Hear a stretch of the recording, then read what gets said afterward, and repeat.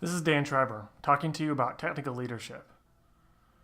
I was recently talking to a friend of mine in a technical leadership role, and he made the offhand comment how crazy his week has been. And it got us into an interesting conversation about whether that was any different than any of the other previous weeks that we had talked about and how crazy they had been. There's a natural expectation that when you look at your week and you think about all of the things you didn't see coming, that this week is unique and special, and that somehow the craziness that happened this week, the request that came from your boss, the customer inbound requests, these things made the week crazy. And if only you could get back to a normal rhythm, or if only the work that you thought was going to happen actually is the work that happens, well, then you can get on top of your task list. And I'd encourage you to think about whether or not your week is crazy and whether you have control over still getting done what you need to get done. As a technical leader, you have more and more urgent and inbound requests for your time. You have more and more tasks that you could be doing. And the reality is you have less and less control over the potential complex environment that you're in. Customers, your boss, your peers, they all may create an environment that feels crazy every week. So what are you going to do about that? If you sit down and actually admit to yourself that every week might be crazy, every week might be out of control in terms of the number of inbound, urgent, on-fire requests that come to you, you still have the choice of where you spend your time. You're still in control of being able to decide your time and how you allocate it.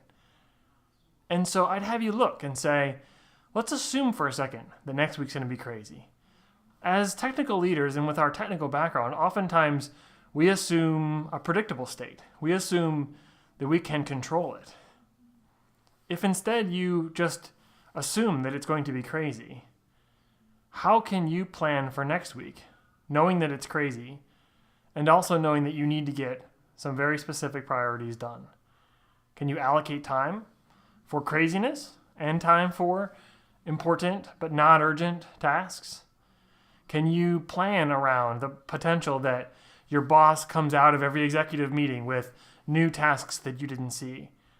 Can you create some buffer that allows you to prioritize the most important things, even in the face of what retrospectively you might think of as being a crazy week? Avoid the trap of thinking to yourself, I need to wait until this slows down. I need to wait until finally I can catch a breath and then focus on the things that are important but not urgent. And recognize that you need to maybe take control of your week. Every week may be like this. So let's envision for a second and embrace the fact that this coming week, it might be crazy. So what are you going to do instead of waiting for a week that isn't crazy to be sure that you still get everything done?